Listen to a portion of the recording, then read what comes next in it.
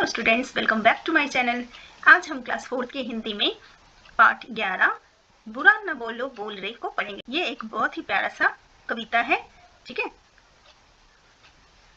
तो इस कविता में हमें बताया गया है कि हमें हमेशा ही मीठी बोली बोलना चाहिए। अगर हम मीठी बोली बोलते हैं तो हमारा दुश्मन होता है वो भी दोस्त बन जाता है, और ठीक इसके विपरीत अगर हम कड़वी बातें किसी से बोलते हैं तो वो जो हमारा मित्र होता है वो भी हमारा शत्रु बन जाता है, ठीक है।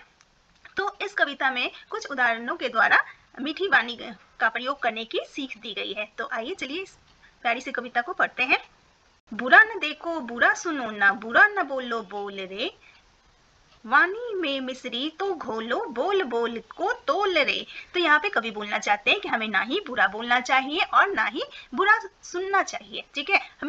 हमें अपनी वाणी मीन्स बोली में बिल्कुल मिश्री घोलकर बोलना चाहिए, और हमें हमेशा ही ऐसी बात बोलनी चाहिए जिससे दूसरों को तकलीफ ना हो, ठीक है। मानव मर जाता है लेकिन शब्द कभी ना मरता है, शब्द बाण से आहत मन का घाव कभी ना भरता है। तो यहाँ पे कवि कहना चाहते हैं कि इंसान तो मर जाते हैं लेकिन उनके कहे हुए शब्द कभी नहीं मरता, ठीक है। और जब हम किसी को कटु बात बोलते हैं तो उसका मन जो है बहुत ही ज्यादा आहत होता है, मतलब कि बहुत ही ज्यादा दुखी हो जाता है, और वो घाव कभी नहीं भरता है। अगली पंक्ति है, 100 बार सोच कर बोलो बात यही अनमोल रे, बुरा न देखो बुरा सुनो ना, बुरा न बोलो बोल रे। तो यहाँ पे कभी बोल रहे हैं कि कुछ भी बोलो तो बहुत ही ज्यादा सोच समझ कर 100 बार उस बारे में सोचो कि कहीं आप ऐसी बात तो नहीं बोलने जा रहे हैं जिससे उनका मन दुखी हो, ठीक है। अगली पंक्ति है, जो देखोगे और सुनोगे वैसा ही मन हो जाएगा, अच्छी बातें अच्छा दर्शन जीवन निर्मल हो जाएगा, ठीक है। तो हम जब अच्छा देखेंगे अच्छा सुनेंगे तो हमारा मन भी वैसा ही हो जाएगा। अच्छी बातें और अच्छी चीजें देखने से हमारा जीवन जो है बहुत ही ज्यादा निर्मल पवित्र हो जाएगा, ठीक है।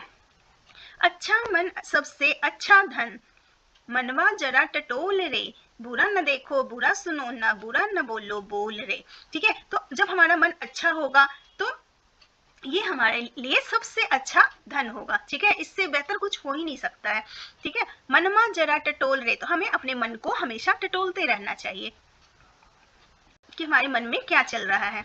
कोयल बोले मीठी वाणी, कानों में रस घोले है, पीहू पीहू मन मोर नाचता, सबके मन को मोहे है। तो कोयल जब बोलता है तो उसकी वाणी, उसकी बोली जो होती है कितनी ज्यादा मीठी होती है ना, जो कानों में रस घोल देती है, सुनने में बहुत ही मजा आता है। और जब मोर नाचता है तो वो पीहू पीहू करके बोलता है और सबके मन को मोह लेता है। खट्टी अमिया खाकर मिठू, मीठा मीठा बोल रे, बुरा न देखो बुरा सुनो ना, बुरा न बोलो बोल रे। तो जो मिट्ठू, मिट्ठू मीन्स तोता, ठीक है। तोता होता है वो खट्टी अमिया खाकर, मतलब कच्चे आम खाकर भी वो मीठा मीठा बोलता है। तो यहाँ पे कवि यही कहना चाहते हैं कि बुरा न देखो बुरा न सुनो, बुरा न बोलो बोल रे, ठीक है। तो ये एक बहुत ही प्यारी सी कविता थी जिसके कवि हैं आनंद विश्वास, ठीक है। तो आइए अब इसके हम एक्सरसाइज को कर लेते हैं। तो सबसे पहला है शब्दार्थ। वाणी, वाणी मीन्स बोली, मानव मनुष्य, शब्दबाण मीन्स शब्दों के तीर, आहत मीन्स घायल या चोट लगना, घाव, घाव मीन्स जख्म, अनमोल मीन्स जिसका मूल्य नहीं आंका जा सके या बहुत मूल्यवान, निर्मल, निर्मल मीन्स स्वच्छ, मनवा मीन्स मन, टटोलना मीन्स खोजना या ढूंढना, ठीक है। यहाँ पे कुछ श्रुतिलेख के शब्द है वो देख लेते हैं। वाणी, शब्द, वान, निर्मल, खट्टी, मिट्ठू। तो चलिए अब हम प्रश्न उत्तर इसके सॉल्व कर लेते हैं। तो पहला है मौखिक प्रश्न, निम्नलिखित प्रश्नों के उत्तर दीजिए। क, इस कविता के कवि कौन है? उत्तर, इस कविता के कवि आनंद विश्वास हैं। ख, कवि ने सबसे अच्छा धन किसे कहा है? उत्तर, कवि ने सबसे अच्छा धन अच्छे मन को कहा है। ग, इस कविता के अनुसार क्या क्या नहीं करना चाहिए? उत्तर, इस कविता के अनुसार हमें न तो बुरा बोलना चाहिए, न ही बुरा सुनना चाहिए और न ही बुरा देखना चाहिए। अगला है लिखित प्रश्न, सही उत्तर चुनिए। क, हमें अपनी वाणी में क्या घोलना चाहिए? उत्तर, मिश्री। ख, कौन कभी भी नहीं मरता है? उत्तर, शब्द। ग, कौन सा पक्षी कानों में रस घोलता है? उत्तर, कोयल। घ, तोता क्या खाकर मीठा बोलता है? उत्तर, खट्टी अमिया। दूसरा प्रश्न है, निम्नलिखित प्रश्नों के उत्तर लिखिए। क, कवि का शब्दों को तोलकर बोलने से क्या अर्थ है? उत्तर, इस कविता में कवि कहना चाहते हैं कि हमें अपने शब्दों का उपयोग बहुत सोच समझकर करना चाहिए। प्रश्न ख, कवि के अनुसार हमारा जीवन निर्मल कब हो सकता है?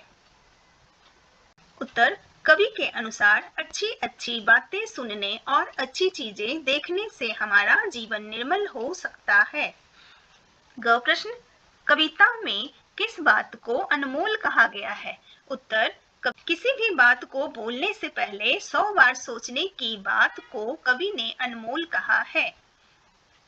अगला है भाषा और व्याकरण निर्देशानुसार उत्तर लिखिए। क, समान अर्थ वाला शब्द लिखिए। ठीक है, तो यहाँ पे समान अर्थ वाले शब्द लिखने हैं। मानव, तो मानव का हो गया मनुष्य, आदमी। वान, तीर, तरकश। मधुर, मीठा, सुरीला। निर्मल, साफ, शुद्ध। ख, विलोम शब्द लिखिए। मधुर, मधुर का विलोम शब्द हो गया कटु।